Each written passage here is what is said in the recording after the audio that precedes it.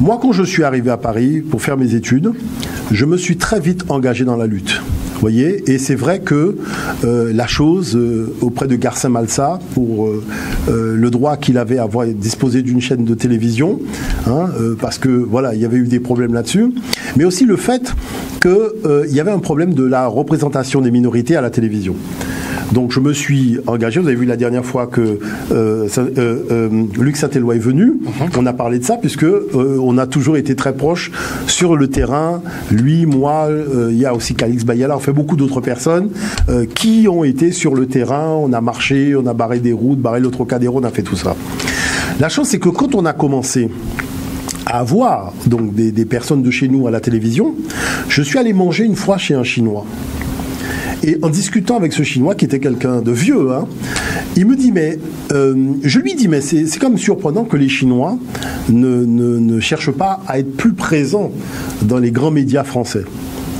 Et il m'explique qu'en fait, les Chinois ne cherchent pas à être présents dans les grands médias français, parce que si un Chinois est à la télévision, il faut qu'il parle chinois et qu'il dise aux Chinois ce qui se passe en Chine. Et en prenant les chaînes câblées, il m'a montré en fait que les Chinois, en pleine chaîne de télévision, on parle chinois.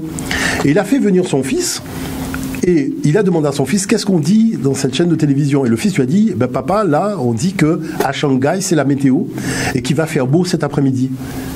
Et il me dit, vous voyez, quand un Chinois est à la télévision, non seulement ça permet à un enfant chinois qui n'est pas en Chine, de travailler la langue, mais en plus il sait ce qui se passe en Chine. Est-ce que lorsque vous avez Harry Roselmack à la télévision, il parle de ce qui se passe en Guadeloupe? Non. Et c'est là que je me suis dit, mais attends, mais il y a un problème.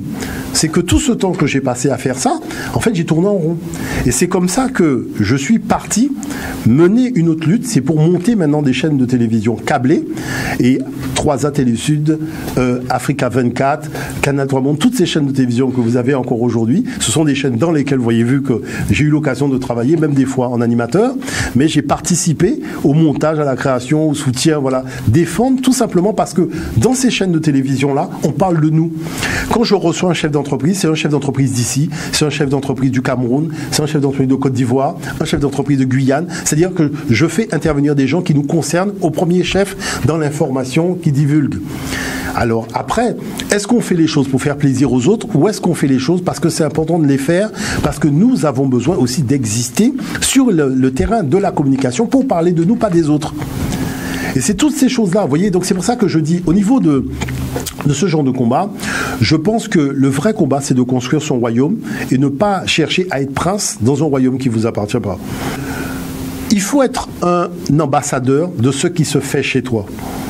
Parce que ambassadeur de ce qui se dit, ça ne sert pas à grand-chose. Mais l'ambassadeur de ce qui se fait, c'est plus intéressant. Vous voyez, qu'est-ce que je veux dire par là?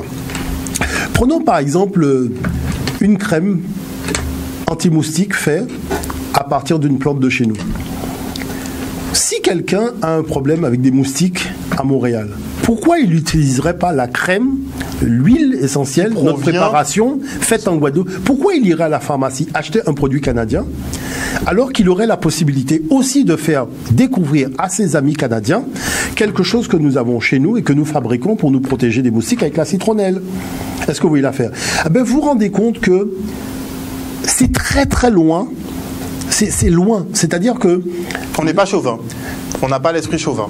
C'est au-delà de ça. C'est-à-dire qu'il y a une case qu'on doit commencer à installer dans notre cerveau.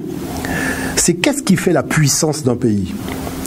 Est-ce que c'est le fait de parler du pays ou est-ce que c'est le fait d'être un ambassadeur économico-financier de ce pays?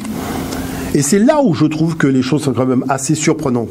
On se contente de consommer les produits des autres, mais on ne fait pas en sorte que les autres puissent découvrir la beauté de nos produits quand on est à l'extérieur. Vous voyez l'affaire? Alors, on va revenir en Guadeloupe avec du sirop d'érable, mais on ne partira pas là-bas avec du Virapic ou avec de la citronnelle. Vous voyez ce que je veux dire par là?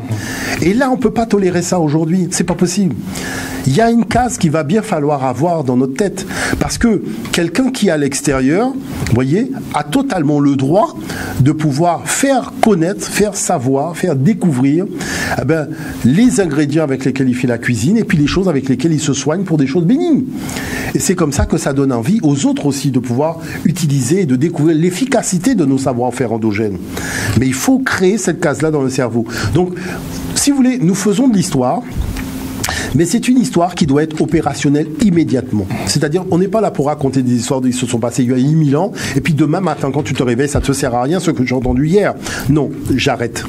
Moi, je veux que la connaissance que nous avons des savoirs de nos ancêtres soit opérationnelle immédiatement. C'est pour ça que nous avons créé partout des clubs de jeunes entrepreneurs. Vous savez qu'on a réuni 1000 jeunes entrepreneurs guadeloupéens il n'y a pas si longtemps. 1000 jeunes entrepreneurs, personne n'en a parlé. Il n'y a pas d'article dans la presse. C'est extraordinaire de voir qu'on était 1000 personnes réunies, tous des jeunes entrepreneurs, et personne n'en a parlé.